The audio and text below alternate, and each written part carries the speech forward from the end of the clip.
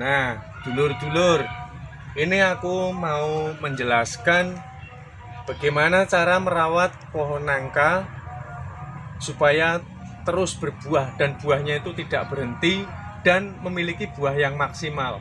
Tapi karena tanganku lagi sakit, aku nggak bisa praktek terlalu banyak. Tapi nanti buat sobat yang mau berbudidaya nangka, menurut aku ini tuh sangat bermanfaat sekali karena merupakan pondasi dasar.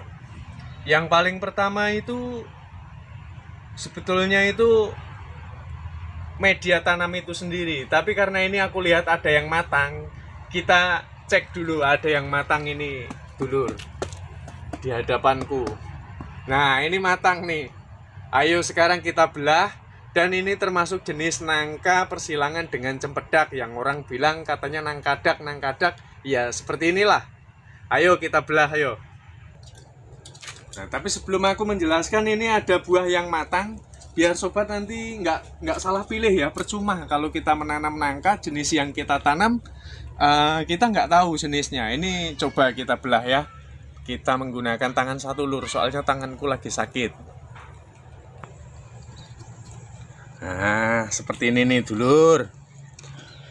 Wah, ini tuh buahnya cuma sedikit nih. Cuma ada berapa itu? Nggak tahu, yang di belakang sana. Tanganku sakit soalnya, lur. Ini buahnya gede kayak gini nih, tapi buahnya sedikit ya. Tapi ada jenis nangkadak itu yang full ya, atau mungkin cempedak ya, yang full buahnya. Karena ini adalah hasil persilangan antara nangka dan cempedak, sehingga memiliki buah yang seperti ini.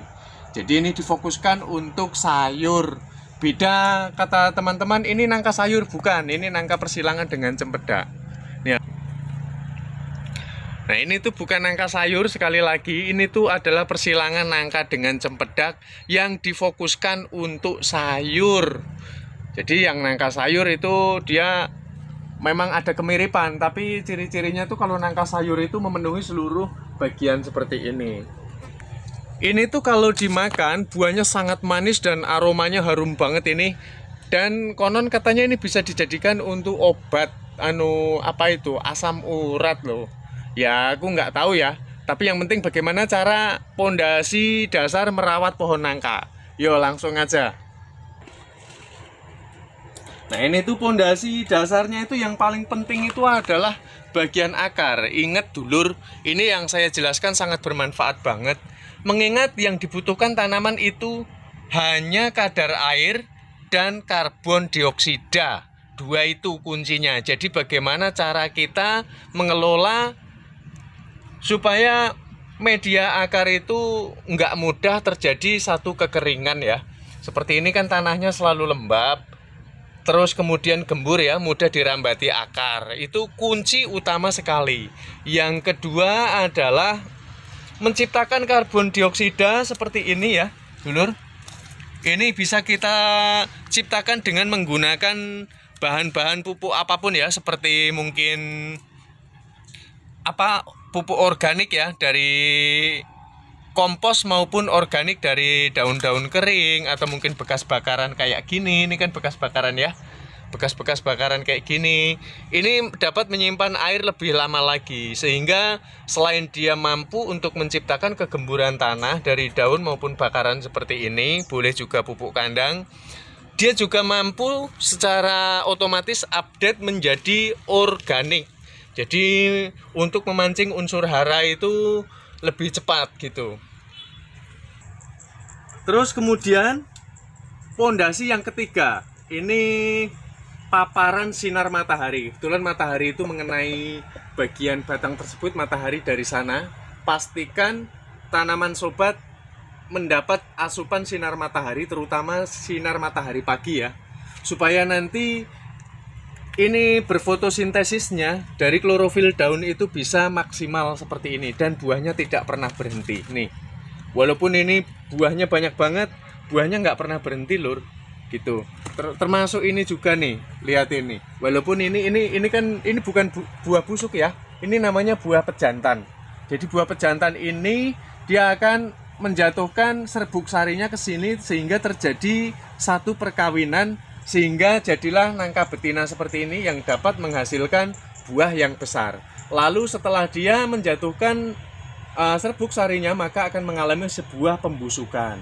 Jadi kalau ada pembusukan seperti ini, baiknya segera kita buang karena dapat mengundang hama-hama seperti ini. Ya, ada semut-semut. Kita lihat ini semutnya kelihatan nggak Mbak Puce? Nah, ini semut-semutnya tuh. Itu fungsinya untuk membuangi buah pejantan yang sudah membusuk seperti ini. Dan ini memang harus busuk, Lur. Lalu perhatikan nih, tadi yang inti-intinya kan sudah, ini penambahan. Ini kalau ada cabang yang tidak memiliki prospek, lebih baik kita penggal dari pangkalnya langsung. Seperti contohnya ini juga nih, ini kan nggak memiliki prospek.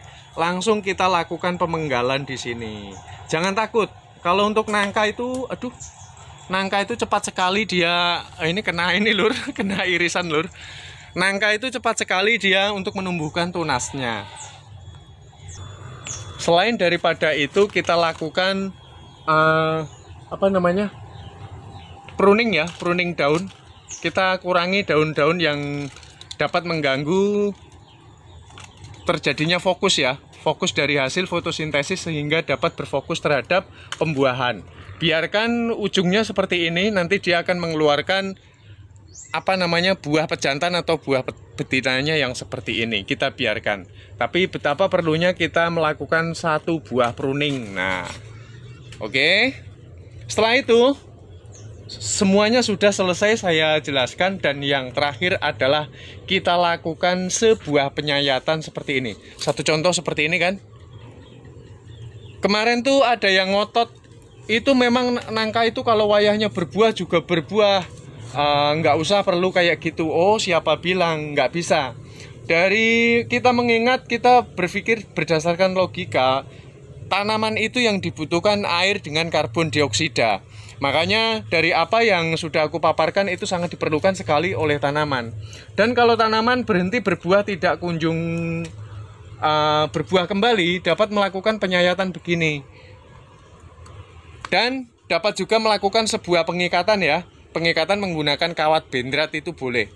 Tujuannya apa Bang kayak gini? Supaya yang dihasilkan dari fotosintesis seperti ini, fotosintesis hasil pemasakan ya, dari klorofil daun, supaya dia tidak dengan mudah untuk turun ke areal akar kembali, sehingga dia dapat berfokus menghambat nutrisi yang dihasilkan fotosintesis agar tidak mudah untuk turun ke bawah. Itu gunanya penyayatan seperti ini, maupun gunanya sebuah pengikatan dengan bendrat. Nah, saya rasa ini pondasi-pondasi utamanya sudah saya paparkan semuanya. Jikalau ada terdapat kurang-kurangnya, saya mohon maaf yang sebesar-besarnya. Tapi yakinlah, dari ilmu atau pengetahuan yang saya miliki, yang sudah saya praktekkan, itu udah saya ungkapkan.